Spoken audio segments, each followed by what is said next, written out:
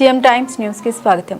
ఒంగోలులోని సంతపేట నందు గల వాంగ పాఠశాలలో 3వ తరగతి చదువుతున్న విద్యార్థిపై పాఠశాల పీఈటీ టీచర్ లైంగిక దాడికి పాల్పడ్డాడు.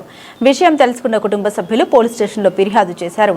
నిందితుడు పోలీసులు అరెస్టు చేసి కోర్టుకు హాజరుపరచగా 14 రోజులు రిమాండ్ విధించారు.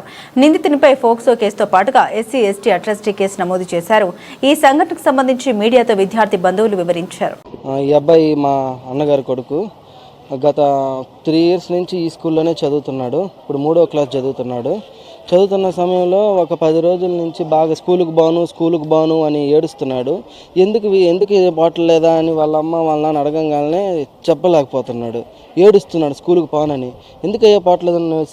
శుక్రవారం మేము ఆరా తీస్తే పలానా విఎన్జీ స్కూల్లో చదువుతుండగా పలానా పీటీ సార్ సుబ్బారావు అంట, ఆయన పేరు ఏందో కానీ సంథింగ్, ఆయన వచ్చి ఆయనంట ఈ పిల్లోడిని పైకి 4వ ఫ్లోర్లో రూమ్లో తీసుకెళ్ళి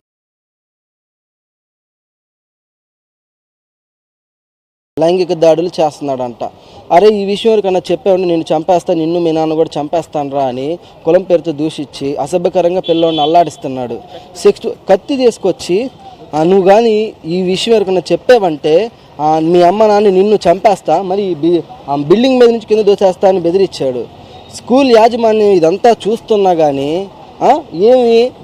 మేము పైకి వెళ్తే ఇప్పుడు అడుగుతుంటే యాజమాన్యము మాట్లాడుతుంటే అన్నీ అబద్ధం చెప్పించారు. పిల్లల చేత, యాజమాన్యం చేత, పనిచేసే వాళ్ళ చేత అన్నీ అబద్ధం చెప్పించారు. కానీ చిన్నపిల్లడు పసేవాడు, నోరు లేనివాడు, వాడు చూడండి ఎట్టున్నాడో. ఇట్లానా అమానుషంగా చేసేది? వాడిపైన చర్య తీసుకొని ఆ పిల్లోడి కుటుంబానికి మాకు న్యాయం చేయాలని కోరుకుంటున్నాను.